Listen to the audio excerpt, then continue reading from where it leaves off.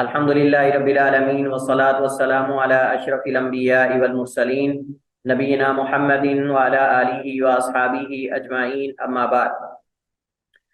قرآن کریم کے حوالے سے جو مستشرقین کے اور دیگر جو گروہ ہیں ان کے مختلف قسم کے اعتراضات اور اشکالات ہیں وہ ہم پڑھ رہے تھے۔ گزشتہ جو ہمارے لیکچرز ہوئے ہیں ان کا تعلق اسی موضوع سے تھا، اور آج ہم جس موضوع کو شروع کرنے جا رہے ہیں وہ سنت کا موضوع ہے۔ تو اس کا عنوان جیسے آپ دیکھ رہے ہیں، مستشرقین کا سنت کے حوالے سے موقف کیا ہے۔ اور مستشرقین کی جب ہم بات کرتے ہیں سنت کے حوالے سے تو اس کے ضمن میں وہ لوگ بھی آئیں گے جو مستشرقین کے ہم نوا ہیں۔ اس وجہ سے آپ دیکھیں گے کہ کچھ ایسے اشکالات ہمارے سامنے آئیں گے جو واضح طور پہ مستشرقین کے نہیں ہیں، منکرین حدیث، اس کے اندر کئی مسلمان نام نہاد بھی آئیں گے۔ اس وجہ سے یہ ہم عمومی موضوع پڑھیں گے، اس کے اندر مستشرقین ہوں یا منکرین حدیث، عموماً جو اسلام کا دعویٰ کرنے والے ہیں اور اسلام کی طرف نسبت کرنے والے، آپ سمجھ لیں کہ لبرل کہہ سکتے ہیں آپ، یا آپ کہہ سکتے ہیں دانشور کہہ سکتے ہیں، جو اپنے آپ کو کہتے ہیں مسلمان ہیں لیکن سنت کا انکار کرتے ہیں، وہ صراحت کے ساتھ کرتے ہیں یا پھر کسی اور انداز سے انکار کرتے ہیں۔ تو وہ بھی حقیقت میں جیسے پہلے بھی کئی دفعہ ذکر کیا ہے کہ ان کے اشکالات بھی اصل میں مستشرقین سے ہی ماخوذ ہیں اور وہ انہی کے ضمن میں اصل میں ذکر کیے جاتے ہیں۔ تو اس وجہ سے ہم اس میں جو ہے وہ عمومی سنت کا جو انکار ہے، اس پر جو اشکالات پیش کیے جاتے ہیں، اس حوالے سے ہم پڑھیں گے۔ تو سب سے پہلے تو اس موضوع کو پڑھنے کے ہمارے اہداف کیا ہیں یہ ہمیں معلوم ہونے چاہیے۔ اس کے بعد پھر انشاءاللہ ہم جو قواعد اور ضوابط ہیں سنت کے اس بات اور منکرین کے رد میں جو بنیادی قواعد ہیں انشاءاللہ وہ ہم پڑھیں گے۔ تو اہداف میں سب سے پہلی چیز تو یہ ہے کہ اس کو پڑھنے کا مقصد ان اصولوں کو پہچاننا ہے جن اصولوں کی بنیاد پر جو ہے آپ سمجھ لیں کہ منکرین سنت جو ہے وہ ان پر اعتماد کرتے ہیں۔ یعنی آپ یہ سمجھیں کہ منکرین سنت جن اصولوں کی بنیاد پر سنت کا رد کرتے ہیں یا سنت کا انکار کرتے ہیں، ان اصولوں کو ہم پہچانیں اور پھر ان پر رد کا طریقہ ہمیں آتا ہو، ان کا توڑ ہمیں آتا ہو۔ یہ سب سے پہلا بنیادی ہدف ہے کہ کیا وہ اصول ہیں جن اصولوں کی بنیاد پر حدیث کا، سنت کا انکار کرنے والے یا اس میں شک و شبہات پیدا کرنے والے ان پر اعتماد کرتے ہیں، اور محدثین کے نقدی منہج کی خصوصیات کیا ہیں۔ یعنی کس بنیاد پر ہم یہ اعتماد کرتے ہیں کہ محدثین نے جو طریقہ اختیار کیا ہے احادیث کو محفوظ کرنے کا وہ قابل اعتبار اور قابل اعتماد ہے، اور حدیث کے قبول و رد میں اس کی اہمیت کا ادراک یہ اصل مقصود ہے کہ محدثین کے ہاں جو احادیث پہ نقد کرنے کا جو آپ سمجھ لیں کہ منہج اور طریقہ ہے، اس کی خصوصیات کیا ہیں، اور حدیث کے قبول و رد میں اس کی اہمیت کیا ہے، اس کا ادراک ہم نے کرنا ہے۔ منکرین حدیث کی منہجی غلطیاں کیا ہیں، اس کا ادراک کرنا مقصود ہے کہ اصل میں بنیادی طور پہ جب وہ حدیث کا انکار کرتے ہیں تو کن غلطیوں میں واقع ہوتے ہیں۔ یہ اصل میں بنیادی طور پر ہمارے اس موضوع کے اہداف ہیں جو 3 پوائنٹس کے اندر میں نے آپ کے سامنے ذکر کیے ہیں۔ اب اس کو سامنے رکھتے ہوئے ہم موضوع میں داخل ہوتے ہیں۔ تو سب سے پہلے تو ہم چند ایسے قواعد اور ضوابط پڑھیں گے۔ سب سے پہلے تو ہم چند ایسے اصول، قواعد و ضوابط پڑھیں گے کہ جن کے ذریعے جو ہے وہ ہم یعنی منکرین ان کا رد بھی کر سکتے ہیں اور احادیث کا اثبات بھی کر سکتے ہیں، سب سے پہلے جو ہمارے پاس پہلا قاعدہ ہے اس موضوع میں وہ یہ ہے کہ سنت کی حجیت کے حوالے سے اہل سنت کے موقف کی بنیاد کوئی ایک دو دلیلیں نہیں یا محض تقلید نہیں ہے کہ ایک دوسرے کی تقلید کر کے ایک نے صحیح کہا تو دوسرے نے بھی کہہ دیا، دوسرے نے کہا تو تیسرے نے بھی کہہ دیا، چوتھے نے بھی، یعنی اندھا دھند محدثین جو ہیں وہ ایک دوسرے کو دیکھ کر تقلید کرتے آئے اور حدیث کو صحیح کہتے آئے، ایسا نہیں۔ یعنی ہمارا سنت کے حوالے سے جو اہل سنہ کا یا مسلمانوں کا موقف ہے اس کی بنیاد کوئی ایک دو دلائل نہیں ہے کہ آپ ان کا توڑ کر کے چپ کر کے بیٹھ جائیں اور خوش ہو رہے ہیں، خوش فہمی کا شکار ہو جائیں گے، جی ٹھیک ہے اب تو ہم نے سنت کو جو ہے وہ مشکوک بنا دیا ہے، اب تو ہم سنت کا رد کر دیا ہے اور مسلمانوں کا ان سے اعتماد اٹھ جائے گا، یہ ہو جائے گا وہ ہو جائے گا، ایسی بات نہیں ہے۔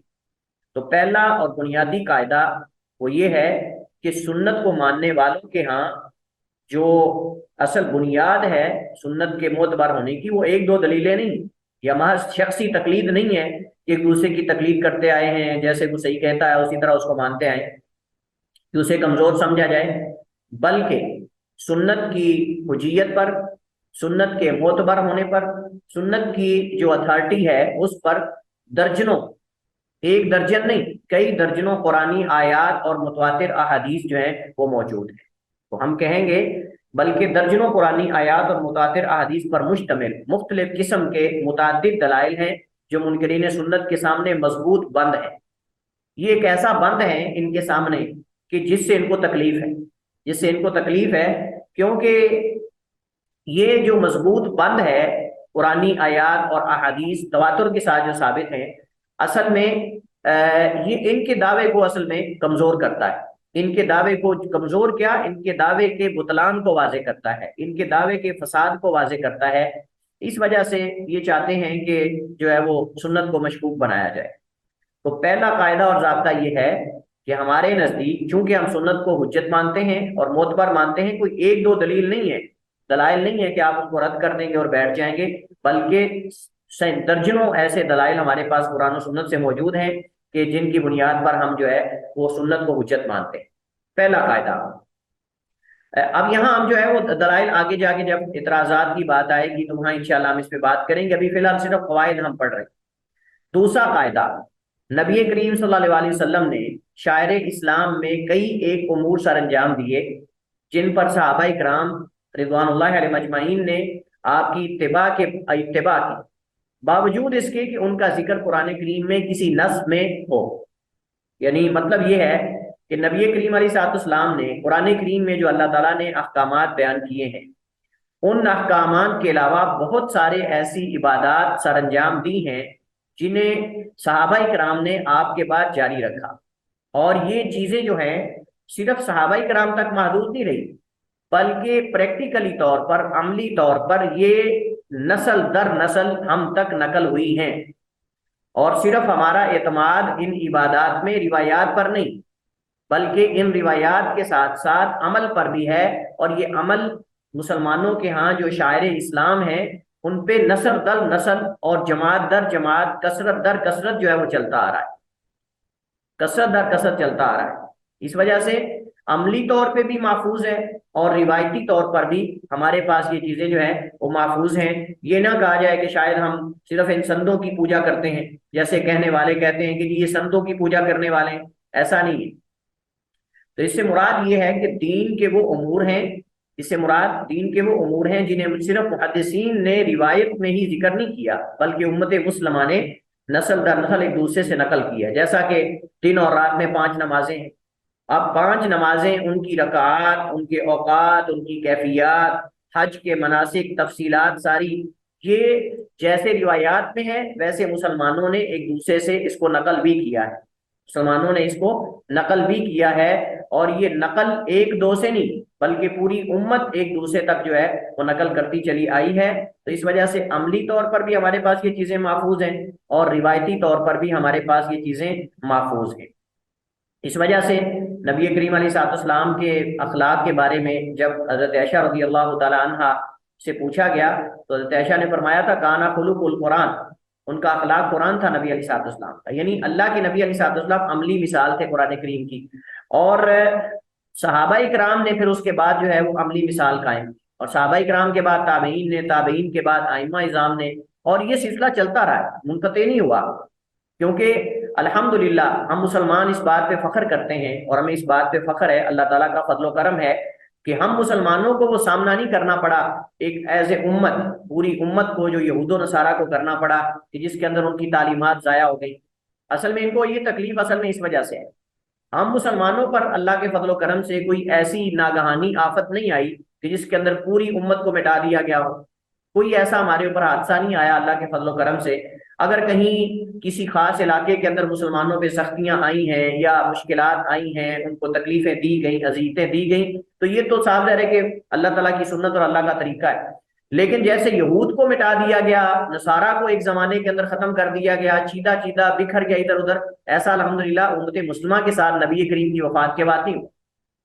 اور یہ پوائنٹ بہت ہی اہم پوائنٹ ہے، اس کو آپ سمجھ لیں، جس کو کہتے ہیں نا پلے باندھ لیں، اس کو اپنے پلے باندھ لیں۔ یہ ہمارے پاس سب سے مضبوط ترین پوائنٹ ہے، کیونکہ وہ ہمارے جو کمزور پوائنٹس ہیں وہ ان کو تلاش کرتے ہیں۔ ہمارے پاس یہ مضبوط ترین پوائنٹ یہ ہے کہ اگر وہ کہیں کہ جی تم کہتے ہو عملی طور پہ ہمارے پاس سب کچھ محفوظ ہے، ہم کہتے ہیں عملی طور پہ اس وجہ سے محفوظ ہے کہ ہم مسلمانوں پر ایز اے امت کوئی ایسی مشکل نہیں آئی کہ جس میں ہماری ساری امت مسلمہ تتر بتر ہو گئی ہو، ادھر ادھر بکھر گئی ہو، کوئی ریاست نہ رہی ہو، کوئی حکومت نہ رہی ہو، یا کوئی خلافت نہ رہی ہو۔ ایسا تو ہوا ہی نہیں، الحمدللہ خلافتیں رہی ہیں، ریاستیں رہی ہیں، حکومتیں رہی ہیں، اور مسلمان ہمیشہ کسی نہ کسی علاقے میں مضبوط رہے،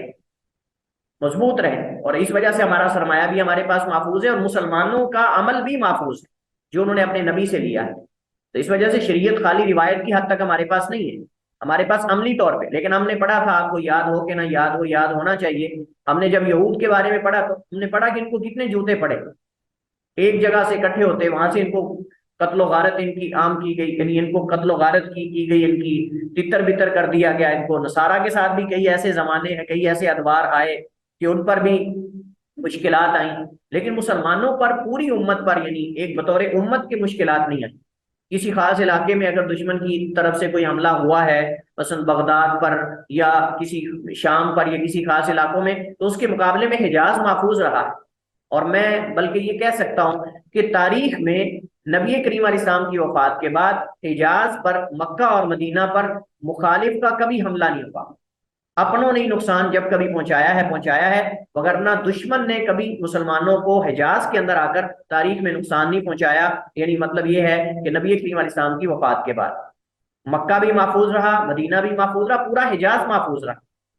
ہاں، وہ جو لاکھوں کا تاتاری آئے اور دیگر جو نصارہ نے بعض دفعہ، یعنی صلیبیوں نے بعض دفعہ بیت المقدس پہ یا شام کے علاقوں پہ یا دیگر چند علاقوں پہ اگر قبضہ کیا بھی ہے، تو دوسری طرف مسلمان مضبوط بھی تو رہے، دوسری طرف ریاستیں بھی تھیں، حکومتیں بھی تھیں، اگر ادھر نہیں تو بغداد کے اندر، نہیں تو اشبیلیہ کے اندر، اندلس کے اندر مسلمان مضبوط رہے، اور 800 سال تک جو ہے وہ مضبوط رہے۔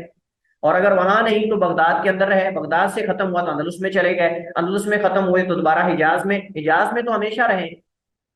تو کیسے ہم سے یہ نمازوں کا عمل، روزے کا عمل، حج کا عمل اور یہ عبادات کیسے ختم ہو سکتی تھی؟ کیسے یہ عملی طور پہ ہمارے اندر سے ختم ہو سکتی تھی؟ کوئی اگر یہ دعویٰ کرے کہ یہ جو تم نماز پڑھتے ہو، یہ جو تم حج کرتے ہو، یہ تو لوگوں نے اس کے اندر داخل کی ہے، ایک دوسرے مذاہب اور مسالک کو دیکھ کر ایسا ہوا ہے، تو نہیں، ایسا نہیں ہے۔ لیکن ہم کہیں گے کہ صرف ہم نہ تو یہ کہتے ہیں کہ ہمارا صرف اعتماد اسانید پر ہے، اور نہ ہم کہتے ہیں کہ صرف ہمارا اعتماد جو ہے وہ نقل پر ہے، یعنی عملی طور پہ ایک دوسرے کو دیکھ کر ایسا ہوا ہے، نہیں، دونوں چیزیں لے کر ہم چلیں۔ جہاں کہیں ہمیں اشکال نظر آتا ہے کہ ہمارے یہاں اس عبادت یا طریقے کے اندر شاید کوئی چیز ایڈ کی گئی ہے، تو وہاں ہم سنت کو دیکھتے ہیں، وہاں ہم قرآن کو دیکھتے ہیں، دیگر اصول محدثین کے پاس ہیں جن اصولوں کے تحت وہ پرکھتے ہیں کہ کیا یہ صحیح ہے کہ غلط ہے۔ ہمارے پاس مسلمہ قواعد اور اصول موجود ہیں۔ تو بہرحال خلاصہ کلام یہ ہے کہ بہت سارے دین کے معاملات ایسے ہیں کہ جو نبی علیہ الصلوۃ والسلام نے کیے ہیں لیکن وہ قرآن میں نہیں، اور آپ سے صحابہ کرام نے نقل کیے ہیں، اور صحابہ کرام سے پھر ائمہ نے نقل کیے، اور امت ایک دوسرے سے نقل کرتی چلی آ رہی۔ اسی طرح مثلا میقات ہیں، اب میقات حج کے لیے جہاں سے احرام باندھے جاتے ہیں، اب یہ روایت میں بھی ہے اور عملی طور پہ مسلمانوں کے ہم معروف چلتے آ رہے ہیں اس دور سے کہ یہ ذوالحلیفہ ہے، اور یہ فلاں ہے، اور یہ فلاں ہے، یہ جوفہ ہے، یہ یلملم ہے، اور یہ قرن المنازل ہے، یہ سیل الکبیر ہے، اور یہ فلاں ہے، یہ فلاں ہے۔ یہ ہمارے ہاں معروف چلتے آ رہے ہیں، بلکہ باؤنڈریز اور ہر چیز، حدود حرم، سب کچھ طے ہمارے پاس ہے۔ تو کون کون سی چیزوں کو آپ جو ہے وہ جھٹلانے کی کوشش کرو گے اور ان میں شکوک و شبہات پیدا کرنے کی کوشش کرو گے؟ تیسرا قاعدہ، سنت کی حجیت کو تسلیم کرنے والوں کو محدثین کے منہج پر پورا اعتماد ہے۔ جو ہم سنت کی حجیت کو مانتے ہیں، ہمارا محدثین کے جو منہج اور طریقہ ہے اس پر ہمارا پورا اعتماد ہے۔ کیوں جی؟ کیوں ہمارا اس پر پورا اعتماد ہے؟ کیونکہ روایت کے قوانین کی صحت پر، یعنی جو محدثین کے ہاں قوانین ہیں، روایت کے اصول ہیں، قواعد ہیں، ضوابط ہیں، ان کی صحت پر سینکڑوں ایسے دلائل اور شواہد قائم ہیں کہ جن میں صرف اسانید کی ظاہری شکل و صورت کو نہیں دیکھا جاتا کہ ٹھیک ہے جی ظاہر سند کے اندر 4 راوی ہیں، 5 راوی ہیں، 6 راوی ہیں، تو بس ٹھیک ہے سند ٹھیک ہوگی، نہیں، نہ راوی کے زہد کو دیکھا جاتا ہے، نہ راوی کے تقوی کو دیکھا جاتا ہے، بلکہ اس کے حافظے کو بھی دیکھا جاتا ہے۔ یہ نہیں ہے کہ ایک بندہ جو ہے 5 وقت کا نمازی ہے، بڑا عابد اور بڑا زاہد ہے، کبھی زندگی میں جھوٹ نہیں بولا، اس کی روایت چپ کر کے لے لے، نہیں، وہاں دینداری کو بھی دیکھتے ہیں، اس کے حافظے کو بھی دیکھتے ہیں، اور سند کے اندر گہرائی میں جا کر دقت کے ساتھ، انتہائی باریکی کے ساتھ ہر راوی کو پرکھا جاتا ہے، ہر راوی کو پرکھا جاتا ہے۔ اتنا یہ متناسق نظام ہے، ایک دوسرے سے جڑا ہوا نظام ہے کہ دنیا حیران رہ گئی۔ انہی مستشرقین نے یہ قاعدہ اپنی زبان سے اقرار کیا کہ یہ نظام ہم نے کبھی کسی کے پاس نہیں دیکھا کہ مسلمانوں کے پاس اسانید کا نظام موجود ہے۔ تو ہم یہ کہتے ہیں کہ ہمارا جو سنت کی حجیت پر، اس کو تسلیم کرنے پر اعتماد ہے، محدثین کے منہج اور طریقے پر، یہ کوئی ایک دو دلائل نہیں ہے، اس پہ سینکڑوں ایسے دلائل اور شواہد موجود ہیں جن میں صرف ظاہری اسناد کی شکل و صورت کو نہیں دیکھا گیا، نہ راویوں کے زہد اور دینداری کو دیکھا گیا۔ تو آپ دیکھیں گے اس وجہ سے آپ اگر جرح تعدیل کی کتابیں دیکھیں تو جرح و تعدیل کی کتابوں کے اندر لکھا ہوتا ہے کانا عابدن زاہدن، لیکن ساتھ لکھا ہوتا ہے ضعیف، ضعیف بھی لکھا ہوتا ہے اور عابد اور زاہد بھی لکھا ہوتا ہے۔ کیا مطلب ہے اس کا؟ کون آپ میں سے بتائے گا؟ یعنی ایک طرف عابد اور زاہد ہے اور دوسری طرف ضعیف ہے یا لین الحدیث ہے یا کوئی اور اس پہ اوپر جرح ہوتی ہے۔ ہاں جی،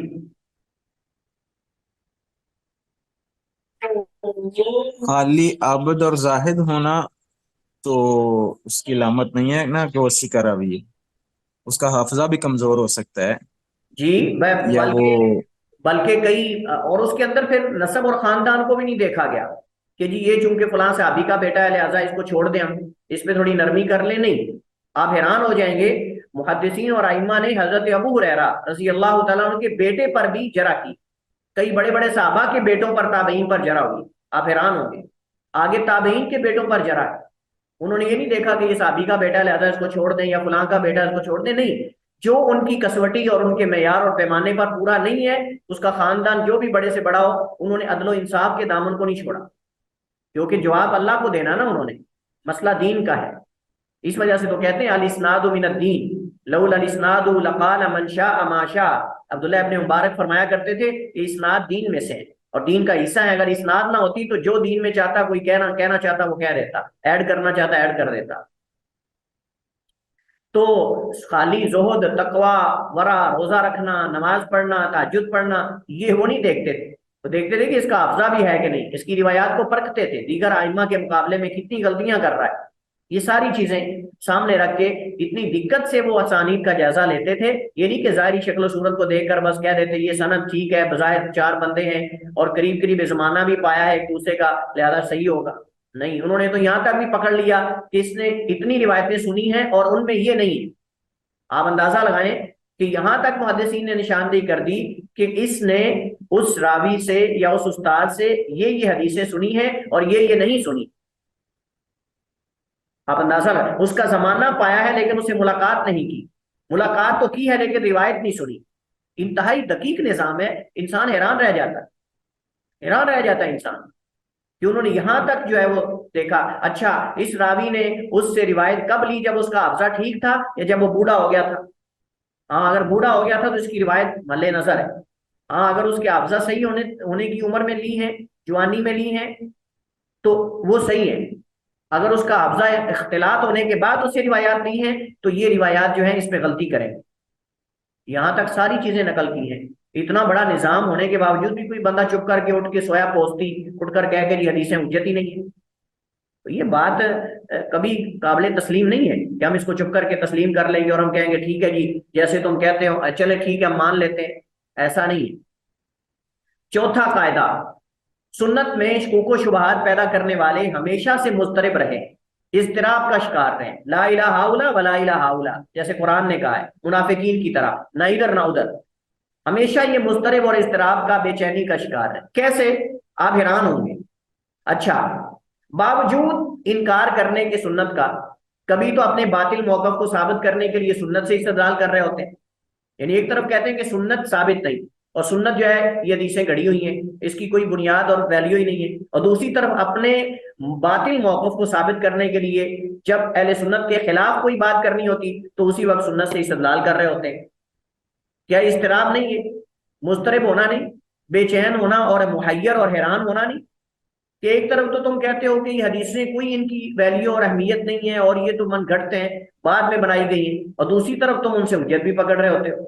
یعنی جب تمہارے موقف کی کوئی حدیث تائید کر رہی ہو تو تب وہ صحیح ثابت ہوتی ہے، اور جب تمہارے کسی موقف کے خلاف ہو تو ثابت شدہ روایات جو محدثین کے معیار پر پوری اترتی ہیں تم ان کو بھی رد کر دیتے ہو۔ تو یہ اضطراب نہیں تو اور کیا ہے؟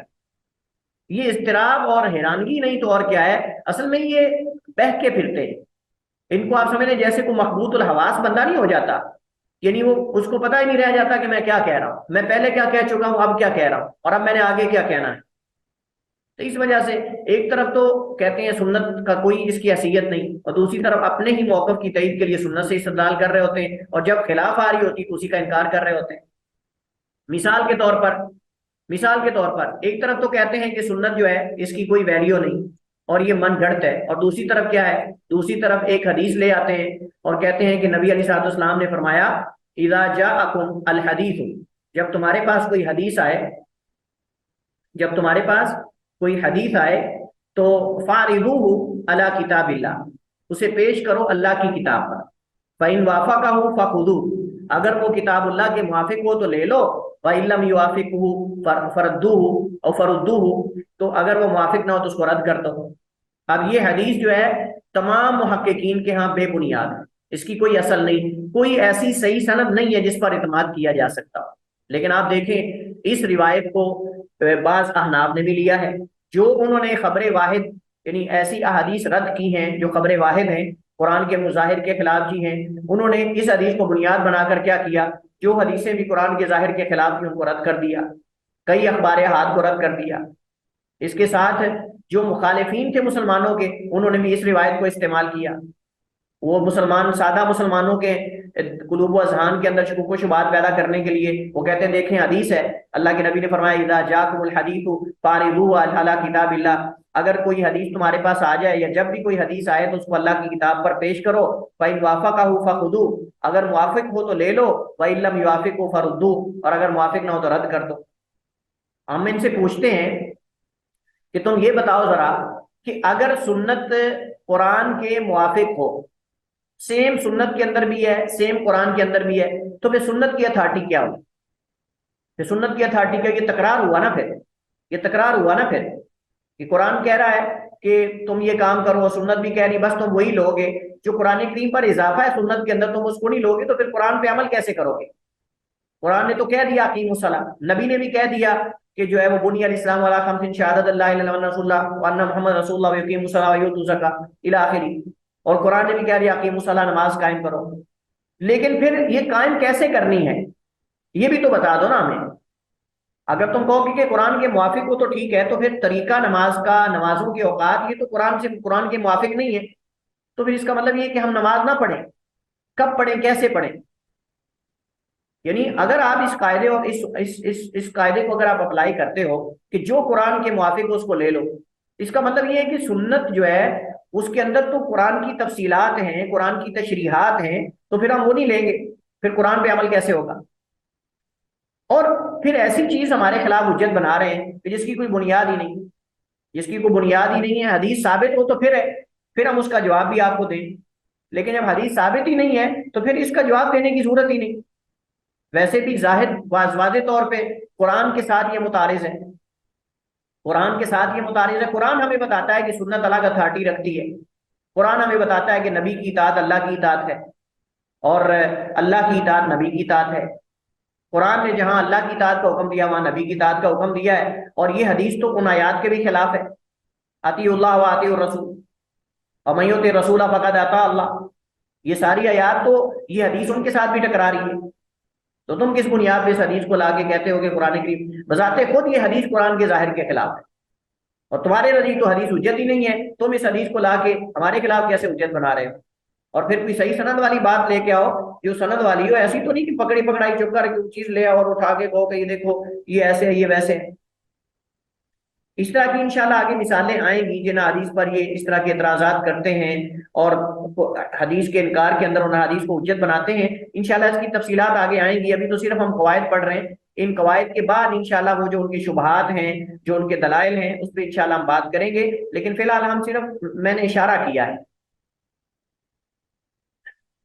تو یہ تو حدیث اس کی کوئی اصل ہی نہیں، جس کو سنت پہ رد کرنے کے لیے منکرین حدیث وہ مستشرقین ہوں یا کوئی نام نہاد مسلمان ہوں وہ پیش کرتے ہیں۔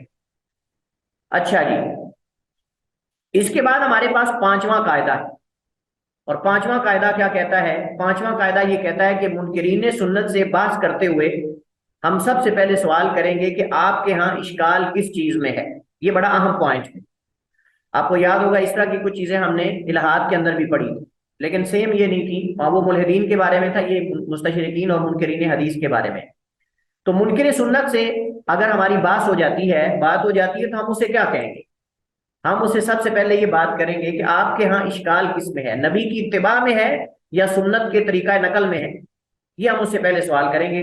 جی، تو ہم سب سے پہلے ہم پوچھیں گے کہ آپ سنت کا انکار کرنے والے ہو یا سنت میں شکوک و شبہات پیدا کرتے ہو، آپ کے ہاں مسئلہ کیا ہے؟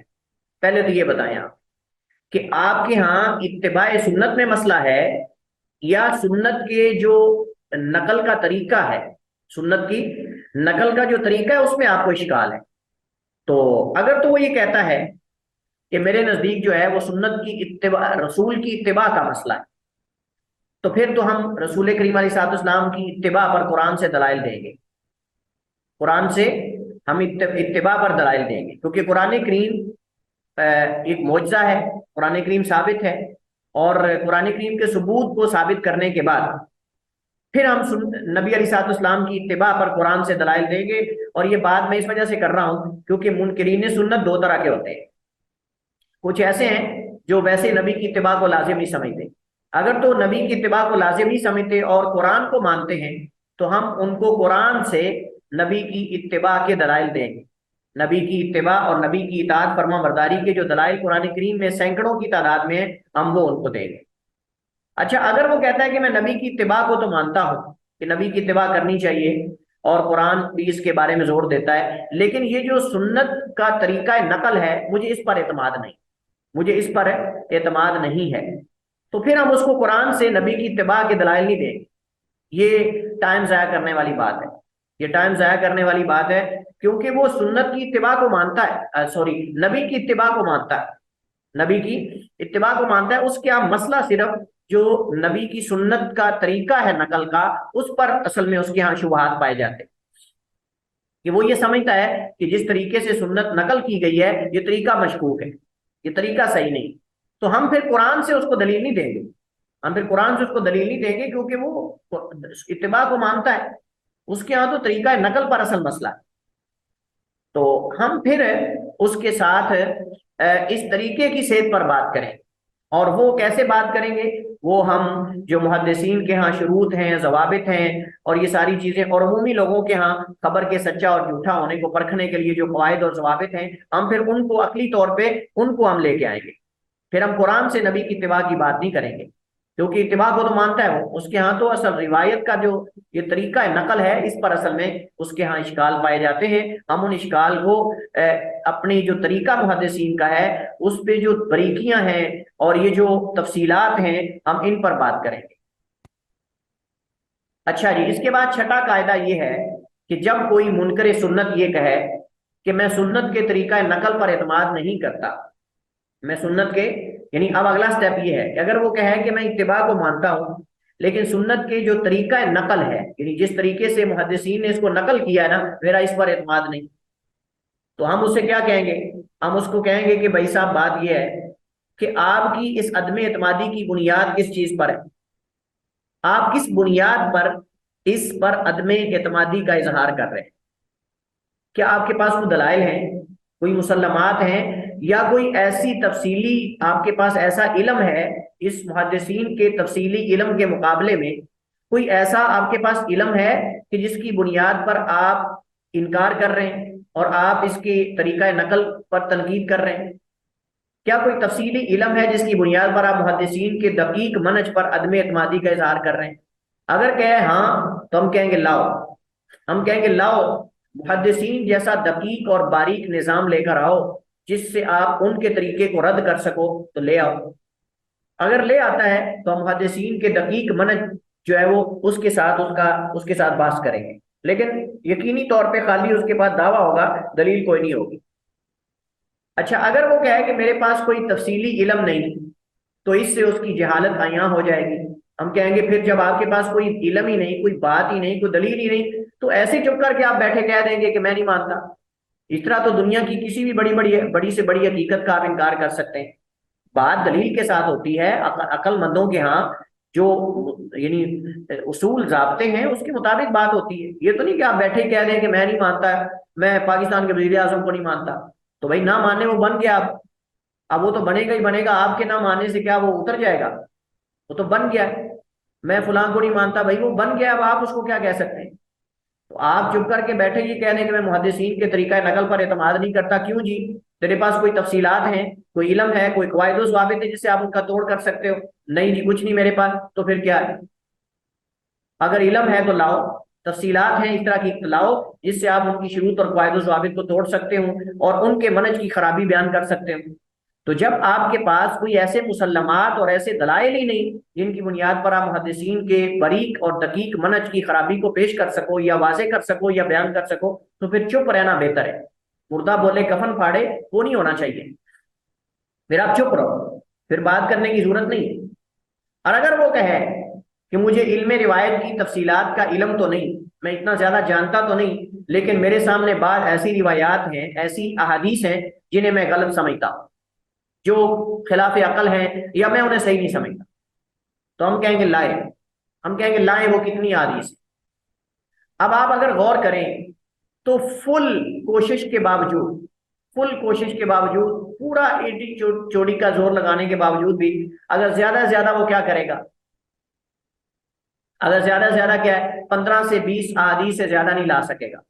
15 سے 20 احادیث سے زیادہ نہیں لا سکے گا. ہم کہیں گے اور کوئی ہیں تو لے آؤ، اور کوئی ہیں تو لے آؤ. زیادہ سے زیادہ وہ کیا کرے گا؟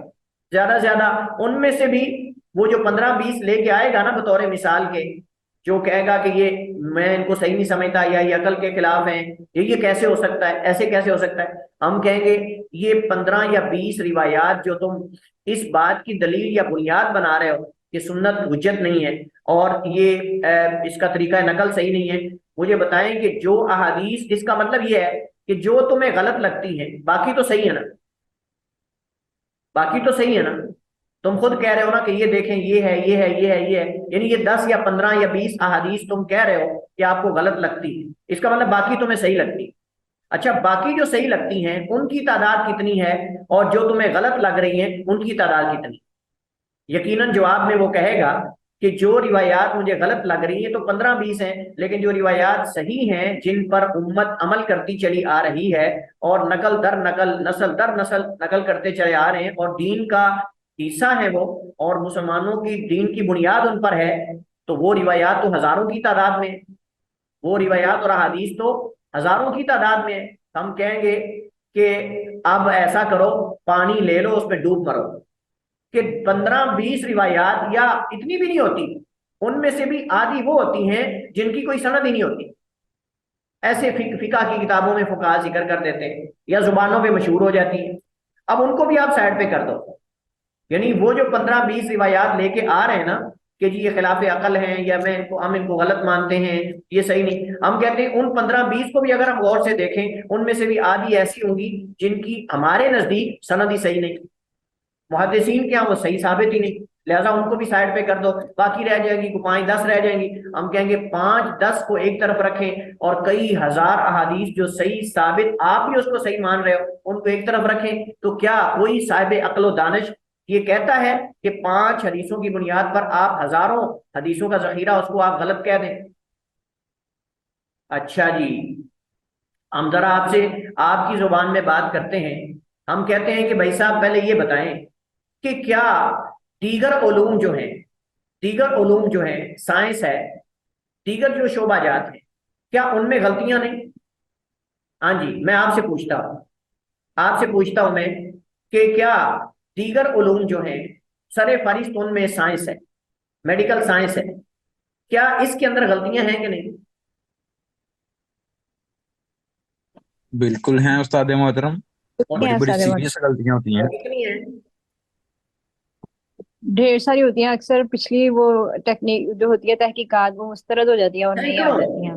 सैकड़ों सैकड़ों तारुज, तनाकुज, आपस में इख्तिलाफ, और सारी, यानी आप सैकड़ों उसकी मिसालें इकट्ठी कर सकते हैं। तो क्या ख्याल है, इनमें से, इन असहाबे अक्लो दानिश में से कभी किसी ने इल्म साइंस को गलत कहा है?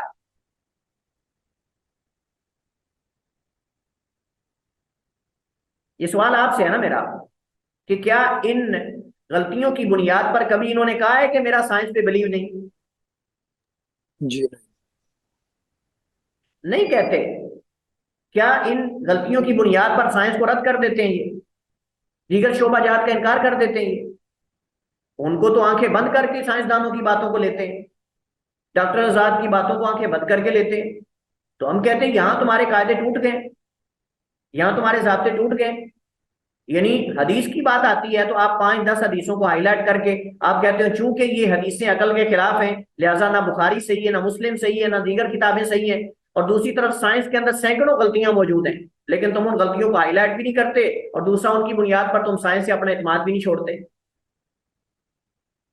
तुम्हें कई अरस्तु अफलातून और फलातून और फलातून, इनकी बातें कई ऐसी बेवकूफाना लगती हैं, अहमकाना लगती हैं, लेकिन तुम उसके बावजूद उनकी बातों को ले रहे होते हो। तो क्या ये 5-10 अहादीस हजारों सैकड़ों रिवायात के मुकाबले में अगर तुम्हें लग रहा है कि वो गलत है, तो इसका मतलब ये कि सारा जखीरा हदीस उड़ा दोगे? हम तुम्हारी वजह से, तुम्हारी इन अहमकाना बातों की वजह से हम सारे जखीरा हदीस को छोड़ दें? वाह क्या बात है जी। ये उसूलों पे बात होती है, कोई ज़ाब्तों पे बात होती है? ऐसे ही चुप करके सोया बंदा उठ के आंखें मलता मलता ये कह दे कि हदीस हुज्जत नहीं है। मुहद्दिसीन ने जिंदगियां खपाई अपनी, मुहद्दिसीन ने इसके पीछे पता नहीं क्या क्या जतन किए हैं नबी की सुन्नत को महफूज करने के लिए, और ये अल्लाह ने करवाया उनसे, ये अल्लाह ने करवाया। असल में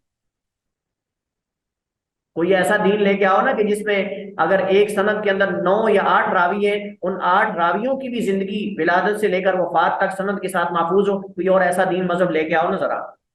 हम कहते तुम तो अपने, मुस्तशरिकीन को हम कहते तुम तो अपने अंबिया की हालात जिंदगी को सनद के साथ साबित करके दिखा दो। हमारे पास हमारे नबी की नहीं, बल्कि हमारे रावियान हदीस की भी सारी जिंदगी विलादत से वफात तक महफूज है। विलादत कब हुई, वफात कब हुई, कहाँ कहाँ गया, रिहलात, असफार, रिवायात, किताबें, शियूख, तलामीज, सब कुछ महफूज है।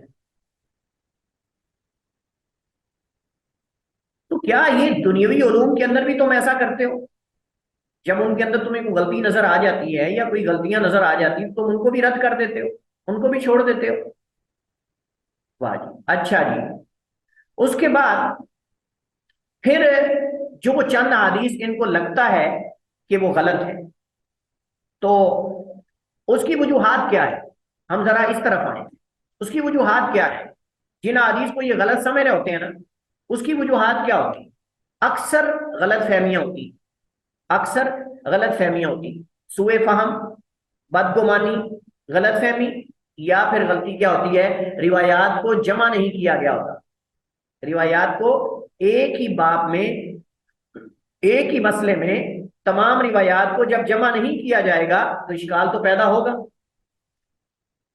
तो ये असल में वजह होती, या तो उसकी अकल उस तक नहीं पहुंच रही होती, कम इल्मी की वजह से, जहालत की वजह से, या बदगुमानी का शिकार। आप जब किसी के बारे में बदगुमानी का शिकार हो जाते हैं ना, तो आप उसकी अच्छी बातों को भी गलत समझ रहे होते हैं। हम उसको, उसकी हर हर बात को बिल्कुल मनफी ले रहे होते हैं। लेकिन जब किसी के बारे में हमारा हुस्ने ज़न होगा तो हम उसकी बसा औकात बुरी बातों को भी अच्छा समझ रहे होते हैं। तो ये अहादीस के बारे में बदगुमानी का शिकार हो चुके हैं, और इन्होंने जो देखना ही उसको मनफी अंदाज से होता है।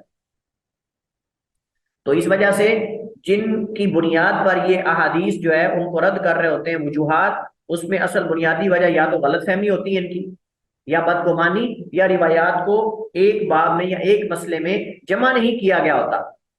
और जब जमा नहीं किया गया होता तो फिर साफ ज़ाहिर है कि नतीजा तारुज ही होगा। तारुज का हल तो ये होता है ना कि आप तमाम रिवायात को उस बाब में जो वारिद हैं आप उनको जमा करें।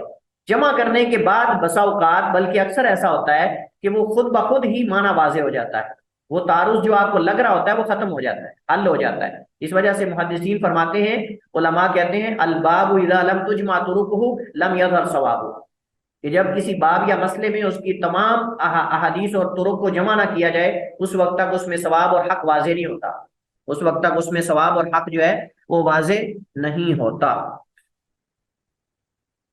اچھا جی، اس کے بعد ہمارے پاس ساتواں اور آخری قاعدہ ہے جس پہ ہم بات کریں گے، وہ یہ ہے کہ زیادہ تر جن صحیح احادیث کا انکار کیا جاتا ہے ان کا معنی قرآن کریم سے ثابت شدہ ہوتا ہے۔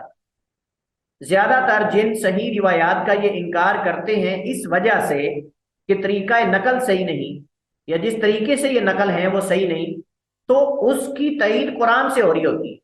عمومی طور پہ وہ معنی قرآن سے کسی نہ کسی آیت سے ثابت ہوتا ہے۔ تو جو قرآن کی صحت کو تسلیم کرتا ہے لازم ہے کہ وہ اس حدیث کو بھی تسلیم کرے جس حدیث کے معنی کی تائید قرآن کی کوئی آیت کر رہی ہے، یا تو پھر وہ یہ کہہ دے کہ میں قرآن کو بھی تسلیم نہیں کرتا۔